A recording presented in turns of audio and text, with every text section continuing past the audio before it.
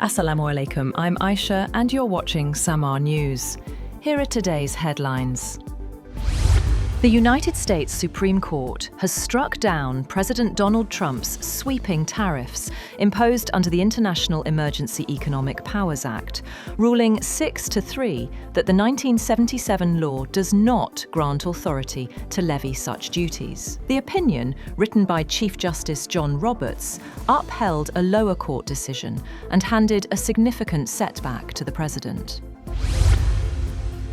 US President Donald Trump has warned Iran it must make a deal over its nuclear program or really bad things will happen, and set a deadline of 10 to 15 days, drawing a threat from Tehran to retaliate against US bases in the region if attacked. Trump also said negotiations with Iran to end the tense standoff were going well, but demanded that Tehran reach a meaningful agreement.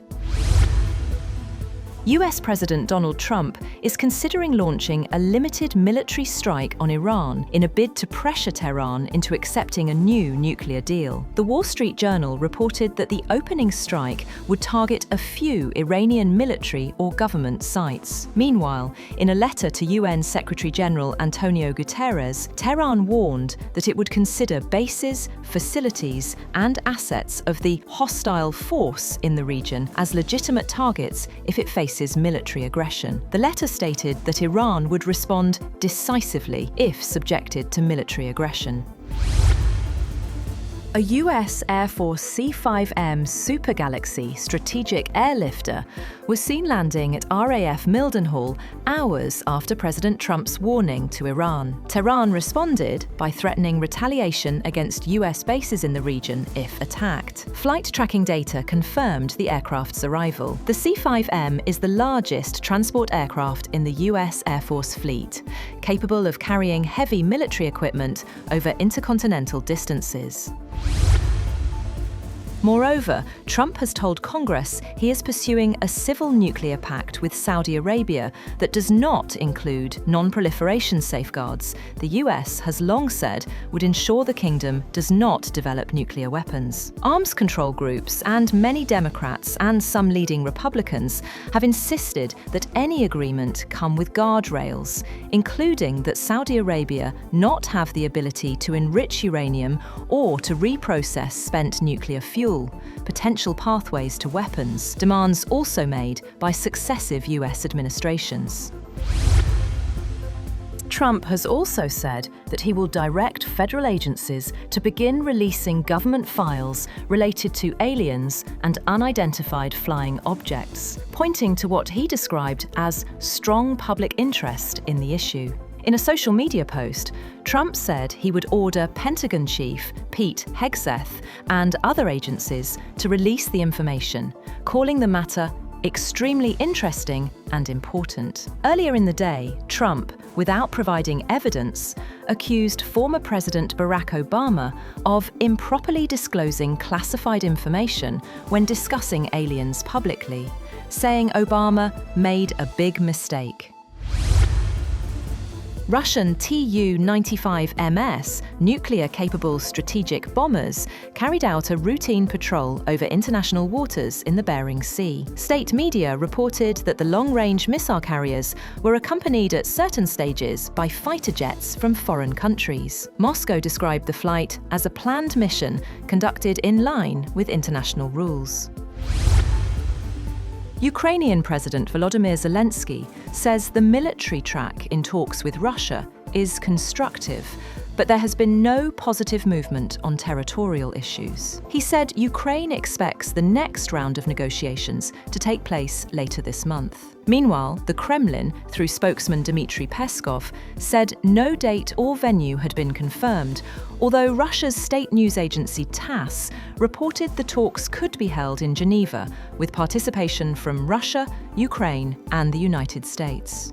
On the other hand, Russian President Vladimir Putin has asked negotiators Vladimir Medinsky and Igor Kostyukov to report on US-mediated peace talks between Russia and Ukraine in Geneva.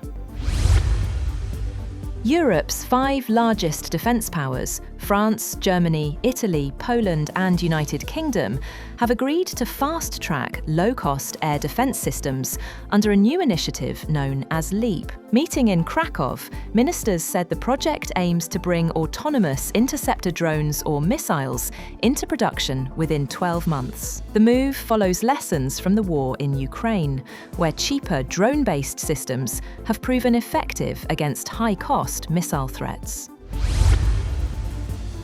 US envoy Sergio Gore has said that the United States is in active negotiation over the sale of Venezuelan oil to India to help India diversify its sources of crude oil. Gore told reporters on the sidelines of an event in New Delhi that the Department of Energy is speaking to the Ministry of Energy here, and so we're hoping to have some news of that very soon. A final trade deal with India will be signed sooner than later, as a few tweaking points are required, Gore said, adding, Trump has been invited to India by Prime Minister Narendra Modi. Prime Minister Shehbaz Sharif and Deputy Prime Minister Ishaq Dar have met US Secretary of State Marco Rubio in Washington, where both sides reaffirmed their commitment to strengthening bilateral ties. The meeting focused on Gaza peace efforts, counter-terrorism cooperation, and expanding economic engagement in key sectors, including minerals and energy. Rubio thanked Pakistan for its continued support of President Donald Trump's peace plan for Gaza. He also appreciated Pakistan's participation as a founding member in the inaugural session of the Peace Board, describing it as an important diplomatic initiative. King Charles's younger brother, Andrew Mountbatten Windsor, has been released from police custody after being arrested on suspicion of misconduct in public office over allegations he sent confidential government documents to Jeffrey Epstein. Mountbatten Windsor had been questioned all day by detectives from Thames Valley Police. The arrest of the senior royal, 8th in line to the throne, is unprecedented in modern times. And 7 bodies have been recovered after a tour bus carrying 8 Chinese tourists plunged through ice on Lake Baikal in Russia's Siberia. Regional Governor Igor Kobzyev said only 1 passenger survived, while prosecutors have opened a criminal case into the incident. Rescuers inspected the site using underwater cameras and said diving operations are planned. Lake Baikal is a major tourist destination in Siberia for being the world's deepest freshwater lake. That's all for now. For more updates, visit www.samar.tv. Thank you for watching Samar News.